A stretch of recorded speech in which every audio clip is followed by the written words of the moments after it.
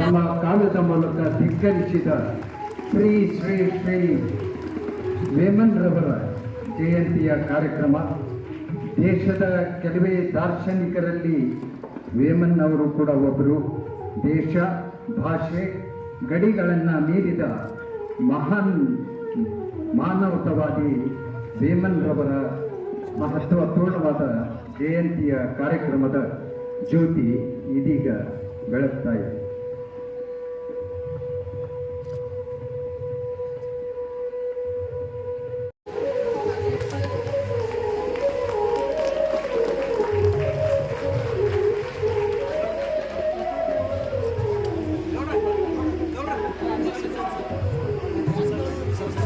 ವೇಮನ ಜಯಂತಿ ಈ ಒಂದು ಕಾರ್ಯಕ್ರಮದ ವೇದಿಕೆ ಮೇಲೆ ಉಪಸ್ಥಿತಿರುವಂತಹ ನಮ್ಮ ಹೇಮರೆಡ್ಡಿ ಮಲ್ಲಮ್ಮ ಶಿಕ್ಷಣ ಸಂಸ್ಥೆ ಅಧ್ಯಕ್ಷರು, ನಮ್ಮ ಅತ್ಯಂತ ಆತ್ಮೀಯರಾದಂತಹ ಶ್ರೀ ಸುರೇಶ್ ದೇಸಾಯಿ ಅವರೇ, ಅದೇ ರೀತಿ ನಮ್ಮ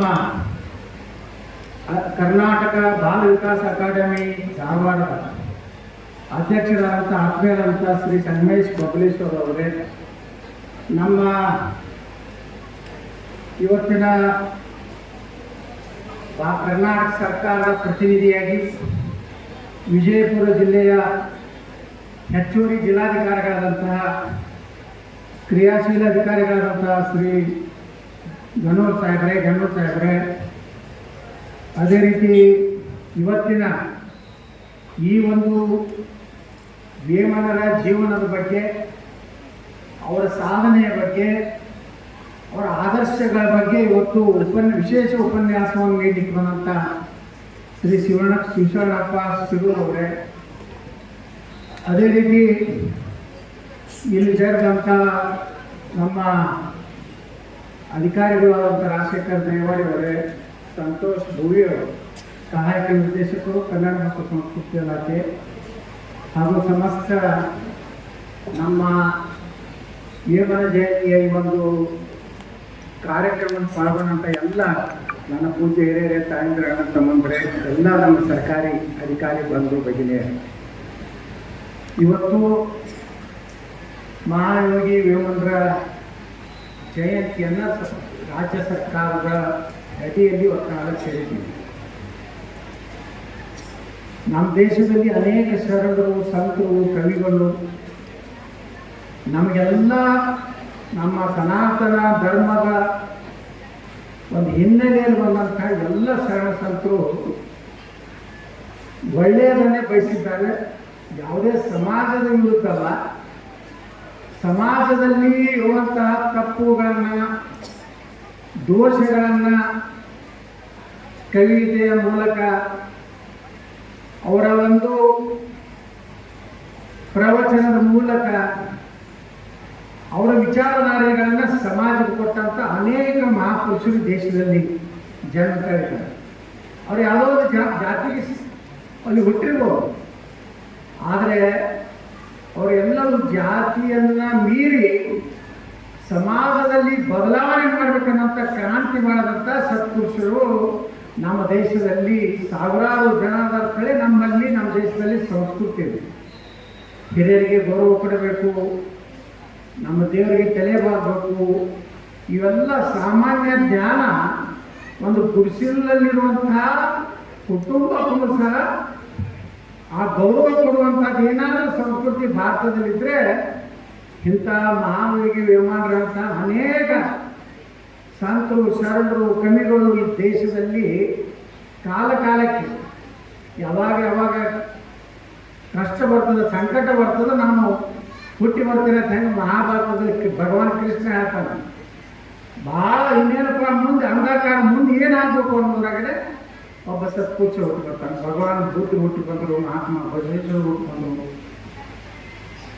ಅಷ್ಟೇ ಕ್ರಾಂತಿಕಾರಿಗಳು ಈ ದೇಶದಲ್ಲಿ ಸ್ವಾತಂತ್ರ್ಯಕ್ಕಾಗಿ, ಮೂಢನಂಬಿಕೆಗಳಿಗಾಗಿ ಇವತ್ತು ಅನೇಕ ಸಂತರು ಹುಟ್ಟಿದ ಹಾಗೆ ವೇಮನರು ಅವರ ಜೀವನ ನಮ್ಗೆ ಯಾರಿಗೂ ಗೊತ್ತಿರಲಿಲ್ಲ. ಅವರ ಮಾಡಿದಂಥ ಸಾಧನೆ, ಅವರು ಬರೆದಂಥ ಅನೇಕ ಕಮಿಟಿಗಳು. ಇವತ್ತು ನಮ್ಮ ಸುರೇಶ್ ದೇಸಾಯಿ ಹೇಳ್ತಾ ಇದ್ರು ಸುಮಾರು 27,000 ಇದನ್ನ 15,000 ವಚನಗಳನ್ನ ನೋಡಿ. ಎಷ್ಟು 15,000 ಅಂದ್ರೆ ಬಸವಣ್ಣವರು ಸರ್ವಜ್ಞರು.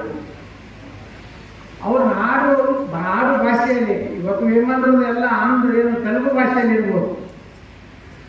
ಅದೇ ರೀತಿ ಪ್ರತಿಯೊಂದು ಭಾಗದಲ್ಲಿ ನೋಡ್ರಿ. ಅದಕ್ಕೆ ಇವತ್ತೇನು ಬದಲಾವಣೆ ನಮ್ಮ ಸಮಾಜದಲ್ಲಿ ಕಾಣಲಿಕ್ಕೆ ನಮ್ಮ ಸಂಸ್ಕೃತಿ ಇಷ್ಟೆಲ್ಲ ಹೊರಗಿನ ದಾಳಿ ಆದಾಗ, ಬ್ರಿಟಿಷರ ಕೈಯಾಗ 100 ವರ್ಷ ನಾವು ಗುಲಾಮರಾದಾಗ, ಮೊಘಲರು, ಡಚ್ಚರು, ಪೋರ್ಚುಗೀಸರು ಎಷ್ಟು ಮಂದಿ ನಮ್ಮ ದೇಶದ ಮೇಲೆ ದಾಳಿ ಮಾಡಿದ್ದಾರೆ, ಎಷ್ಟು ಮಂದಿ ದೇಶದಿಂದ ಲೂಟಿ ಮಾಡ್ಕೊಂಡು ಹೋಗಿದ್ದಾರೆ. ಯಾವ ತಿಲ್ಲಾಕ ಕೂಳಿಲ್ಲ ಅಂತ ದೇಶಗಳೆಲ್ಲ ಬಂದು ಇಲ್ಲಿಯ ವೈಭವ ನೋಡಿ. ಇವತ್ತು ನಮ್ಮ ದೇಶ ಎಲ್ಲ ರೀತಿಯಿಂದ ಹೃದಯ ಶ್ರೀಮಂತಿಕಿದೆ. ಕೇವಲ ಸಿರಿ ಸಂಪತ್ತು ಅಷ್ಟೇ ಅಲ್ಲ, ಭಗವಂತ ಭೂಮಿಯಲ್ಲಿ ಸಾಕಷ್ಟು ಸಂಪತ್ತು ಕೊಟ್ಟಿದ್ದಾನೆ. ಜನರಲ್ಲಿ ಇವತ್ತು ನಮ್ಮ ಸಂಸ್ಕಾರದಿಂದ ನಮ್ಮ ಜನರಲ್ಲಿ ಹೃದಯ ಸಂಪತ್ತು ಇದೆ. ಇವತ್ತು ನಮ್ಮ ಸುರೇಶ್ ದೇಸಾಯಿ ಹೇಮರೆಡ್ಡಿ ಮಲ್ಲಮ್ಮ ಶಿಕ್ಷಣ ಸಂಸ್ಥೆ ಜವಾಬ್ದಾರಿ ತಗೊಂಡ್ಮೇಲೆ ಈಗ ನಾವು ಮಾತಾಡ್ಕೋತ ಬರ್ತಾ ಇದ್ದೀವಿ. ಸಮಾಜದಲ್ಲಿ ಒಬ್ಬ ಒಳ್ಳೆಯ ವ್ಯಕ್ತಿ, ಪ್ರಾಮಾಣಿಕ ವ್ಯಕ್ತಿ ಅದನಂದ್ರೆ ದಾನ ಕೊಡೋರು ಈ ನಮ್ಮ ದೇಶದಲ್ಲಿ, ನಮ್ಮ ಜಿಲ್ಲೆಯಲ್ಲಿ ಕಡಿಮೆ ಇಲ್ಲ. ಬಂಧನಾದ ಶಂಕರ ಬಸವ ಮಹಾಸ್ವಾಮಿಗಳು ಶಿಕ್ಷಣ ಸಂಸ್ಥೆ ತೆಗೆದಿದ್ದು ನನ್ನಾಗ ಬಂಗಾರಮ್ಮ ಸಜ್ಜನ್ ಇಷ್ಟು ಜಿಪ್ಪನ ಹೆಣ್ಮಗಳು ಯಾರಿಗೂ ಒಂದು ಅರ್ಧ ರೊಟ್ಟಿ ಕೊಡಿದಾರ ಹೆಣ್ಮಗಳು. ಅದೇ ಬಂಗಾರಮ್ಮ ಸ್ವಾಮಿಗಳು ಹೋಗಿ ಬಂಗಾರಮ್ಮ ಸಜ್ಜನ್ ಅವ್ರ ಮನೆಗೆ ಹೋಗಿ ನೋಡುವ ಅಂತ ಒಂದು ಸ್ವಂತ ಶಾಲೆ ಮಾಡ್ತೀನಿ ಇದಕ್ಕೆಲ್ಲ ಇರಬೇಕಂದಾಗ BEd ಶಿಕ್ಷಣ ಸಂಸ್ಥೆಗೆ 54 ಎಕರೆ ದಾನ ಕೊಡ್ತಾರೆ. ಇಲ್ಲೇ ಮುದ್ದೇನದಲ್ಲಿ ಅದು ಯಾರು ಚಿನುವ ಮಾತೋಸರಿ ಗಂಗಮ್ಮ ಚಿನುವ ಆ ಹೆಣ್ಮಗಳು ಅಷ್ಟೇ ಚಿಕ್ಕೋಣ. ಸ್ವಾಮಿಗಳು ಬರೀ ಭರ್ತಾ ಸ್ವಾಮಿಗಳು ಹೋದ್ರೆ 150 ಎಕರೆ ಜಮೀನು ಕೊಟ್ಟು ಇವತ್ತಿನ ಹೇಳಿದ್ರು ನಮ್ಮ ಸದಸ್ಯರು 25 ಲಕ್ಷದ 4-5 ಮಂದಿ ಹೊತ್ತು ಅವ್ರ ಶಿಕ್ಷಣ ಶಾಲೆ ತೆಗಿತೀರಂದ್ರೆ ಬರೇ ಈ ಬರ್ಕೋರ್ ಬಾಳ್ಗಂದಾರ. ಬರೀ ನಮ್ದು ಅವ್ರು 4 ಲಕ್ಷ ಬರ್ಕೊಂಡು ನಮ್ದು 11 ಲಕ್ಷ ಭಾಳ ಮಂದಿ ಇದಾರೆ ಗಿರಾಕಿಗಳು.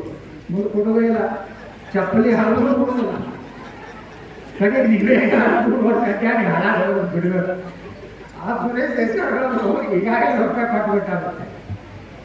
ಅದಕ್ಕೆ ಯಾವುದೇ ಒಂದು ಸಮಾಜ ಇವತ್ತು ನೋಡಿ ಸಮಾಜದಲ್ಲಿ ಪರಿವರ್ತನೆ ಆಗ್ತದೆ. ಮನೆ ಗಾಣಿಗರ ಸಮಾಜದ ಸಭೆಯಲ್ಲಿ ನಾ ಹೇಳಿದೆ, ಅವರು ಎಲ್ಲ ಸಮಾಜದ ಸ್ವಾಮಿಗಳು ಕಳಿಸಿದ್ರಿ ಸಲ. ನಮ್ಮ ರೆಡ್ಡಿ ಸಮಾಜದ ಸ್ವಾಮಿಗಳು ಬಂದಿದ್ರು, ಪಂಚಮಸಾಲಿ ಸಮಾಜದ ಸ್ವಾಮಿಗಳು ಬಂದಿದ್ರು, ಹಾಲ ಮತದವರು ಬಂದಿದ್ರು, ತಮ್ಮ ಸಮುದಾಯದವರು ಎಲ್ಲ ಸಮುದಾಯದ ಕರೆದು ಏನು ಸಭೆಗಳು ಮಾಡಕತ್ತಾನ. ಅದೇ ಹೇಳಿದೆ, ನಾವೆಲ್ಲ ಒಕ್ಕಟ್ಟಾದಷ್ಟೇ ಈ ದೇಶದಾಗ ಮ್ಯಾಗ ಜೀವನ ಮಾಡ್ತೀವಿ. ನಾವು ಜಗಳಾಡ್ಬೋದು ಜಾತಿ ಮ್ಯಾಗ ಹೋಗೋದು ನಮ್ಮ ನಮ್ಮ ಜೀವನ ಮಾಡಲಿಕ್ಕೆ ಈ ದೇಶದಲ್ಲಿ ಸಾಧ್ಯ ಇಲ್ಲ. ಇವತ್ತು ಬಾಂಗ್ಲಾದಲ್ಲಿ ಏನಾಗ್ಲಕತ್ತೈತಿ, ಕೇರಳದಲ್ಲಿ ಏನಾಗ್ಲಕತ್ತೈತಿ, ಕಾಶ್ಮೀರ ನೋಡ್ರಿ. ನಾವು ಹೊಡೆಯವರು ಜಾತಿ ಕೇಳಿ ಹೊಡಿದಿಲ್ಲ. ನೀ ಎಂದೂ ಅಲ್ಲ ಹೊಡೆದು, ನೀ ಕುಂಕುಮ ಹಚ್ಕೊಂಡೆಲ್ಲ ಹೊಡಿ, ನೀವು 20 ಹಚ್ಕೊಂಡೆಲ್ಲ ಹೊಡಿ, ಇಷ್ಟೇ ಇರ್ತದೆ. ಅದಕ್ಕೆ ಈಗ ಒಂದಾದ ಕಾಲ ಬಂದದ್ದು. ಇವು ಏನು ಹೇಳ್ತಾರಲ್ಲ, ನಾವು ಹೊಡೆದು ಹೋಗಿ ಅಂದ್ರೆ ನಮ್ಗೆ ಹೊಡಿತಾರೆ. ನಾವೆಲ್ಲ ಒಕ್ಕಟ್ಟಾಗಿಬಿಡ್ತೀವಿ ಅಂದರೆ ಎಲ್ಲ ಶಕ್ತಿಗಳು ಒಂದಾಗಿದ್ರೆ ಯಾರೂ ಏನು ಮಾಡೋದಿಲ್ಲ. ಯಾಕಂದ್ರೆ ಈ ದೇಶ ಒಂದೊಂದು ಕಾಲಕ್ಕೆ ಒಬ್ಬೊಬ್ಬರು ತಯಾರು ಮಾಡ್ಯಾರ. ಛತ್ರಪತಿ ಶಿವಾಜಿ ಮಹಾರಾಜರು ಹುಟ್ಟದೇ ಇದ್ರೆ ಏನಾಗ್ತಿತ್ತು, ಮಹಾರಾಣಾ ಪ್ರತಾಪ್ ಹುಟ್ಟದೇ ಏನಾಗ್ತಿತ್ತು, ಅಹಿಲ್ಯಬಾಯಿ ಹೋಳ್ಕರ್ ಹುಟ್ಟದೇ ಏನಾಗ್ತಿತ್ತು, ಹೇಮರೆಡ್ಡಿ ಮಲ್ಲಮ್ಮ ಅವರು ನೋಡ್ರಿ, ಅವರು ಒಂದು ದೇವರ ಬಳಿ ಅವ್ರು ಏನೂ ಕೇಳಿಲ್ಲ. ನನ್ನ ವಂಶಸ್ಥರಿಗೆ ಕಟ್ಟಿ ಹಾಕಿ ಬಂಗಾರ ಕೇಳ್ತಾರೆ. ಹೇಳಿದ್ರಿ ನಮ್ಮ ಮನೆಗೆಲ್ಲ ಹೇಳ್ತಾರೆ, ಅವ್ರಿಗೆ ಎಲ್ಲರಿಗೂ ಅನುಕೂಲ ಐತ್ರಿ, ಯಾಕೆ ಈಗ ಹೇಮರೆಡ್ಡಿ ಮಲ್ಲಮ್ಮನ ಆಶೀರ್ವಾದ ಕಟ್ಟಿ ಏನೂ ಕೇಳಿಲ್ಲ. ಹೇಮರೆಡ್ಡಿ ಮಲ್ಲಮ್ಮ ನನಗೇನೋ ಆಗ್ಬೇಕು, ನನ್ನ ಮಕ್ಕಳ ಕೇಳಿದೆ, ಇಡೀ ನನ್ನ ವಂಶಕ್ಕನೇ ಒಳ್ಳೇದಾಗಬೇಕಂತ ಈ ಭಾವನೆ ಇಟ್ಟಂತ ಸಂತರು ಇವತ್ತು ವೇಮನ ಜಯಂತಿ ಆಚರಿಸುವಂತ ಅರ್ಥಪೂರ್ಣವಾಗಿ ಇವತ್ತು ನಮ್ಮ ಎಲ್ಲರಿಗೂ ಕೂಡ ಇವತ್ತು ದೊಡ್ಡ ಮೆರವಣಿಗೆ. ಇವತ್ತು ಸರ್ಕಾರಿ ಕಾರ್ಯಕ್ರಮ ಏನಾಗ್ಬಿಟ್ಟದಂದ್ರೆ ಮಹಾಪೌರ ಅಧಿಕಾರಿಗಳಿಗೆ ಮ್ಯಾಗಿನವ್ರು ಇರ್ಬೋದು ಇರ್ತದ, ನಮ್ಮನ್ನೆಲ್ಲ 20 ಹೆಸರು ಹಾಕ್ಯಾರ ನೋಡಿದಿಲ್ಲ. ಕಾರಣ ಇವ್ರು ಹಾಕ್ಲಿಕ್ಕೆ ಒಂದು ದೊಡ್ಡ ಕೇಸರ ವಿಧಾನಸೌಧದಾಗ ನಮ್ಮ ಹೆಸರು ಹಾಕ್ಯಾರ, ನಮ್ಮ ತಳಗ ಹಾಕ್ಯಾರ, ನಿನ್ನೆ ಮ್ಯಾಗ ಹಾಕ್ಯಾರ, ತಳಗ ಹಾಕೋದು ಬಂದಿಲ್ಲ, ಮ್ಯಾಗ ಹಾಕೋದು ಬಂದಿಲ್ಲ. ಅದು ಪಾಪ ಅಧಿಕಾರಿಗಳು ಹಾಕಿರ್ಬೇಕಾದ್ರೆ ಪ್ರೋಟೋಕಾಲ್ ಐತಿ. ಸರ್ಕಾರಿ ಕಾರ್ಯಕ್ರಮ ಅಂದ್ರೆ ಯಾರು ಬರೋದು, ಕೆಲವು ಮಂದಿಗೆ ಜಾತಿ ಇಲ್ಲಾರ ಲೀಡರ್ಗಳು ಅದಾರ, ಅವ್ರಿಗಂದ್ರೆ ಯಾರು ಬರೋದೇ ಇಲ್ಲ. ಉದಾಹರಣೆ ನೇತಾಜಿ ಸುಭಾಷ್ ಚಂದ್ರ ಬೋಸ್ ಯಾರು ಹಾಕ್ಯಾರ ಪಾಪ. ಒಂದು ಕಾರ್ಯಕ್ರಮ ಮಾಡಿದ್ರು ಸುಭಾಷ್ ಚಂದ್ರ ಬೋಸ್ ಎಷ್ಟು ವರ್ಷದ ಜನರಿರ್ತಾರೆ. ಅವಾಗ ನಾ ಎಮ್ ಎಲ್ ಇದ್ದೇವೆ, ಯಾರು ಜನರೇ ಸರ್ಕಾರಿ ಅಧಿಕಾರಿಗಳು ನಾವು ಅಟೆಂಡ್ ಮಾಡೋದು. ಯಾಕಂದ್ರೆ ಇವತ್ತು ನೀವೆಲ್ಲ ಸಮಾಜದ ಲೀಡ್ ತಗೊಂಡಿರುತ್ತೆ ಹೇಳಿ ಇವತ್ತು ಕಾರ್ಯಕ್ರಮ ಇಡೀ ಕನ್ನಡದಾಗ ಅಂದ್ರೆ ತುಂಬೈತಿ. ವಿನಾಯಕ ಕಾರ್ಯಕ್ರಮ ಹೋಗಿ ನಾವು ಸಿದ್ದೇಶ್ವರ ಗುಡಿ ದಂಡಿಗಿತ್ತು, ಗಾಂಧಿ ಚೌಕಕ್ಕೆ ನಮ್ಮ ಮೆರವಣಿಗೆ ಬಿಟ್ಟಿತ್ತು. ನಾವೆಲ್ಲ ಬರಬೇಕು, ಶರಣರು ಯಾವ ಜಾತಿ ನೋಡಬಾರ್ದು. ನಡೆದಲ್ಲಿ ಬಂದು ಎಲ್ಲ ಸಮಾಜದ ಕಾರ್ಯಕ್ರಮ 10 ಗಂಟೆಗೆ ಬಂದರು, ಅದು ದಾರಿನೇ ಆಗ್ತದೆ. ನಮ್ಮಲ್ಲಿರುವಂಥ ಸಣ್ಣ ಪುಟ್ಟ ಏನು ಮನಸ್ಸಿರ್ತಾವಲ್ಲ, ಇಲ್ಲಪ್ಪ ನಮ್ಮ ಕಾರ್ಯಕ್ರಮ ಬಂದರು ನಾವು ಅದಕ್ಕೆ ಹೋಗ್ಬೇಕು. ಈಗ ಅಂಬೇಡ್ಕರ್ ಅವರು ಬರೀ ಚರಿತ್ರೆ ಮಾಡಬಾರ್ದು, ನಮಗೂ ಎಲ್ಲರೂ ಜವಾಬ್ದಾರಿ ಇದೆ. ಬಾಬಾ ಸಾಹೇಬ್ ಅಂಬೇಡ್ಕರ್ ಇವತ್ತು ಅವರ ಇತಿಹಾಸ ಯಾರಿಗೂ ಗೊತ್ತಿಲ್ಲ. ಅಂಬೇಡ್ಕರ್ ಎಷ್ಟು ಕ್ಲಿಯರ್ ಅದಾರ ಈ ದೇಶದ ವ್ಯವಸ್ಥೆ ಬಗ್ಗೆ. ಅಂಬೇಡ್ಕರ್ ಅವರು ನಮ್ಮವರೇ. ಎಲ್ಲಿವರೆಗೆ ಈ ನಾವು ನಮ್ಮ ಜಾತಿಗೆ ಸೀಮಿತವಾಗಿ ಆದರೂ ನಾಯಕರನ್ನು ನೋಡಬಾರ್ದು. ನಾಯಕರು ಒಂದು ಜಾತಿಗಾಗಲಿ ಸಂತರಾಗಲಿ ಒಂದು ಜಾತಿಗಾಗಿಲ್ಲ, ಅವರೆಲ್ಲರಿಗೂ ಮಾರ್ಗದರ್ಶಕರಾಗ, ಅವರೆಲ್ಲರಿಗೂ ಒಂದು ಆದರ್ಶ ಪುರುಷರಾಗಿ ಜೀವನ ಮಾಡಿ ಜೀವನ ಅನ್ನೋದು ಎಷ್ಟು ವರ್ಷದಿಂದ ವೇಮನ ಜಯಂತಿ ಎಷ್ಟು ವರ್ಷ ಎಷ್ಟನೇದ್ರದ್ದು ಎಷ್ಟು 100 ವರ್ಷ 613 ಅಂದ್ರೆ ಸುಮಾರು 6 ತಲೆ 100 ವರ್ಷ ಇದ್ರೆ 6 ತಲೆ ಎಲ್ಲ ನಾವು 60-70 ರೆಡಿ. ಆದರೂ 600 ವರ್ಷದ ಹಿಂದಿನ ಒಬ್ಬ ಶರಣರನ್ನ ನೆನಪು ನಾವು ಮಾಡ್ಕೊಳಕತ್ತೀವಿ ಅಂದ್ರೆ ನಾವೆಲ್ಲರೂ ನಿಜಕ್ಕೂ ಯಾರ ಬಳಿ ಆದರ್ಶ ಇರ್ತದೆ ಆ ಆದರ್ಶ ಎಲ್ಲರಿಗೂ ಮಾರ್ಗದರ್ಶನ ಇದೆ. ನಮ್ಮ ಉಪನ್ಯಾಸಕರು ಬಂದರೆ ವೇಮಂತ್ರ ಬಗ್ಗೆ ನಮಗೊಮ್ಮೆ ಗೊತ್ತಿರುವುದಿಲ್ಲ. ಇಂಥ ಕಾರ್ಯಕ್ರಮ ಹಿಂಗೆ ಉಪನ್ಯಾಸ ನೋಡ್ರಿ, ನಾನು ಅಂಬೇಡ್ಕರ್ ಬಗ್ಗೆ ನಮಗೂ ಏನು ಗೊತ್ತಿರಲಿಲ್ಲ. ನಮ್ಮ ವಿಧಾನಸಭೆ ಒಳಗೆ ನಾವು ವಿಶೇಷ ಸಂವಿಧಾನ ಬಗ್ಗೆ ಚರ್ಚೆ ಮಾಡೋಣ ಅಂತೇಳಿ ಒಂದು ಅವಕಾಶ ಕೊಟ್ಟರು. ಅವಾಗ ನಾ ಅಂಬೇಡ್ಕರ್ ಜೀವನ ಓದ್ಲಕ್ಕೆ ಕೇಳಬಾರ್ದು. ಒಂದು 500 ಪೇಜಿನ ಒಂದು ಪುಸ್ತಕ ಇತ್ತು.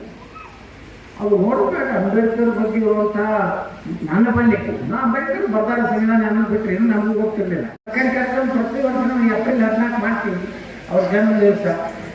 ಅವಾಗ ಅಂಬೇಡ್ಕರ್ ಆದರ್ಶಿದ್ರು ಹಂಗಾಯ್ತು ಹಿಂಗಾಯ್ತು ಅಷ್ಟು ಮಾತಾಡಿ ಹೋಗ್ಬಿಟ್ಟಿದ್ವಿ. ಆದ್ರೆ ಸದನದಲ್ಲಿ ನಾವು ಮಾತಾಡಿದಾಗ ಅಂಬೇಡ್ಕರ್ ಜೀವನ ಮೇಲೆ ನನಗನ್ನಿಸ್ತು ಅಂಬೇಡ್ಕರ್ ಈ ದೇಶವನ್ನು ಅತಿ ಹೆಚ್ಚು ಪ್ರೀತಿ ಮಾಡೋದು ಯಾರಾದ್ರೂ ಇದ್ರೆ ಅಂಬೇಡ್ಕರ್ ಅನ್ನುವಂಥದ್ದನ್ನು ನಾವು ನೋಡಿ. ಸಾವಿರಾರು ವರ್ಷಗಳಿಂದ ಈ ಅಸ್ಪೃಶ್ಯತೆ ಬಗ್ಗೆ ಹೋರಾಟ ಮಾಡ್ಯಾರ. ಸಮಾಜದಲ್ಲಿ ತಪ್ಪಿದ್ದಾಗ ನಾವು ಹೋಗ್ಬೇಕು. ಅಂಥ ಒಂದು ಸಮಾಜ ನಿರ್ಮಾಣ ಆಗ್ಬೇಕಾದ್ರೆ ಇಂಥ ಸಂತರೆಲ್ಲರ ಒಂದು ಕಾರ್ಯಕ್ರಮಗಳು ಅರ್ಥಪೂರ್ಣವಾಗಿ ಜನರಿಗೆ ತಿಳಿಯುವ ಮೂಲಕ, ಯಾಕಂದ್ರೆ ನಾವು ಅದೇ ಒಂದೇ ಸಮಾಜ ಹುಟ್ಟಿರ್ತೀವಿ, ನಮಗೆ ಗೊತ್ತಿರೋದಿಲ್ಲ ಯಾರು ಏನು. ಸುಮ್ಮ ಮನೆ ಫೋಟೋ ಇರ್ತಾವೆ ನೋಡ್ತೀವಿ, ಅವ್ರ ಜಯಂತಿ ಮಾಡೋದನ್ನ ಹಾರಾಡ್ತೀವಿ, ಅವ್ರು ಏನು ಮಾಡೋರು ಏನಿಲ್ಲ ಏನು ನೋಡ್ತೀವಿ. ಅದಕ್ಕೆ ನಾವೆಲ್ಲರೂ ಇವತ್ತೇನು ಈ ಕಾರ್ಯಕ್ರಮ ಯಶಸ್ವಿ ಎಲ್ಲ ಮಾಡಿ ತಾಯಿಗಳು ಎಲ್ಲರೂ ಬಿಸಿಲಾಗ ಇವತ್ತು ನಡ್ಕೊಂಡು ಹೋಗಲ್ಲ ಅಂತೂ ನಮ್ಮ ಶ್ರೀಶೈಲ ಜಗದ್ಗುರುಗಳು ಮಾಡಿದಾಗ ಅವರು ಆ ಚೈತನ್ಯ ರಥ ಸಿದ್ದೇಶ್ವರ ಗುಡಿಯಿಂದ ಹೆಮ್ಮಾಡಿ ಮಾಲ ಸಂಸ್ಕೃತಂಗೆ ನಡ್ಕೋತಾ ಇದ್ದೀವಲ್ಲ, ಮೇಲಾಗ ಎಲ್ಲ ಕಟ ಕಟ ಕಟ ಕಟ ನೀರ ಬನ್ನಿಗೆ ಎಲ್ಲ ತೆಗೆದು ಹೋದ್ರೆ ಏನೋ ಒಂದು ಶಕ್ತಿ ಇರ್ತದೆ. ಹಂಗೆ ಸುಮ್ಮನೆ ನೀವು ಹೋಗಂದ್ರೆ ಹೋಗುದಿಲ್ಲ. ನಾವು ಈ ನಂದಿ ದೊಡ್ಡ ಅಡ್ಡಾಡಿದ್ರೆ ಮನೆ ಒಂದು 7 ಕಿಲೋಮೀಟರ್ ಅಡ್ಡಾಡಿದೆ, ಏನೋ ಅನ್ಸುತ್ತದೆ ಎಲ್ಲಿ ಬೇಕಾದ ತಿನ್ನೇನೆ. ಇವ್ರ ಮನ್ಯಾಗ ಚಾ, ಮನ್ಯಾಗ ಶರಬತ್ತ, ಮತ್ತೊಬ್ಬರ ಮನ್ಯಾಗ ಉಪ್ಪಿಟ್ಟ, ಮತ್ತೊಬ್ಬರ ಅವಲಕ್ಕಿ, ಮತ್ತೊಬ್ಬರ ಎಳ್ಳು ಹೋಗಿ ಚೀಟ್ನಿ ಇದೇನು ಮುಳುಗಾಕಿ ತಿನ್ನೋದು ಆಡೋಣ. ಹ್ಯಾಂಗೆ ಕರ್ತೋ ಹ್ಯಾಂಗೆ ಬಿಡ್ತೋ ಅಂದರೆ ಒಂದು ಶಕ್ತಿ ಇರ್ತದೆ. ಯಾವುದೇ ಒಂದು ಶರಣರ ಸಂತರದ್ದು ಇದು ಬಂದಾಗ ಅಂಥ ಕಾರ್ಯಕ್ರಮ ಕರ್ನಾಟಕ ಸರ್ಕಾರ ಮಾಡಿದೆ. ನಾವಂತೂ ನಿಮ್ಮ ದೊಡ್ಡದೀವಿ, ನೀವು ನಮ್ಮ ದೊಡ್ಡದೀವಿ. ನಿಮಗೆಲ್ಲರಿಗೂ ಕೃತಜ್ಞತೆಗಳನ್ನು ಸಲ್ಲಿಸಿ ಧನ್ಯವಾದಗಳನ್ನು ಸಲ್ಲಿಸಿ ನಾನು ಇನ್ನೊಂದು 10 ಕೋಟಿ ರೂಪಾಯಿ ಒಂದು ರೂಮ್ ತುಣಿ ಪೂಜೆ ಮಾಡೋದೇ ಇಲ್ಲಿ ನಮ್ಮ ಬಿಜಾಪುರ ಬೆಳಗಾವಿ ಹೋಗೋದ್ರೆ ಹೆಂಗೆ BLD ಮುಂದಿನ ರಸ್ತೆ ಮಾಡಿದ್ದೀವಿ ಅದೇ ಮಾದರಿಯಲ್ಲಿ ಅವನು ಎತ್ಕೊಂಡು ಅಂದರೆ ಪೂರ್ತಿ ನಮ್ಮ ಅಡವಿ ಸರ್ಕಾರ ದೇವಸ್ಥಾನದಲ್ಲಿ ಸಿಮೆಂಟ್ ರಸ್ತೆ ಭೂಮಿ ಐತೆ. ನಾನು ಹೋಗ್ತೀನಿ ಮುಂದಿನ ಕಾರ್ಯಕ್ರಮ ಯಾರು ಹೋಗ್ಬೇಡ್ರಿ, ಯಾಕಂದ್ರೆ ಉಪನ್ಯಾಸಕರು ಕೇಳಿ ಎಷ್ಟೋ ಮಂದಿ ಕೇಳೋದಿಲ್ಲ ನೀವು ಸುಮ್ಮ ಬಂದಿರಿ ಮೆರವಣಿಗೆ. ಈಗ ಅವ್ರು ಕೇಳಿದ್ರೆ ನಂಗೆ ಗೊತ್ತಾಗ್ತೈತಿ ಏಮಂದ್ರೆ ಏನಿದ್ರು ಅವ್ರು ಏನಾದ್ರು ಜೀವನ ಜಾರಿಕೆಗಳು ಅಂತ ಯಾಕೆ ಒಂದು ನಿರ್ಣಯ ಸರ್ಕಾರ ಮಾಡ್ತು ಅನ್ನೋಂಥದ್ದು ತಿಳ್ಕೊಳ್ಳಿಕ್ಕೆ ಸಾಧ್ಯತೆ. ಅದಕ್ಕೆ ನಮ್ಗೆ ಅವಕಾಶ ಕೊಟ್ಟು ಈ ಮಾತಾಡಲಿಕ್ಕೆ ಅವಕಾಶ ಕೊಟ್ಟಂಥ ನಮ್ಮ ಕರ್ನಾಟಕ ಸರ್ಕಾರದ ವತಿಯಿಂದ ಮತ್ತು ಎಲ್ಲ ಸಮುದಾಯ ವತಿಯಿಂದ ನಾನು ಹೃದಯಪೂರ್ವಕ ಕೃತಜ್ಞತೆ ತಿಳಿಸಿ ನಾನು 2 ಮಾತು ಮುಗಿಸ್ತೀನಿ. ಜೈ ಹಿಂದ್, ಜೈ ಕರ್ನಾಟಕ, ಜೈ ಹಿಂದ್.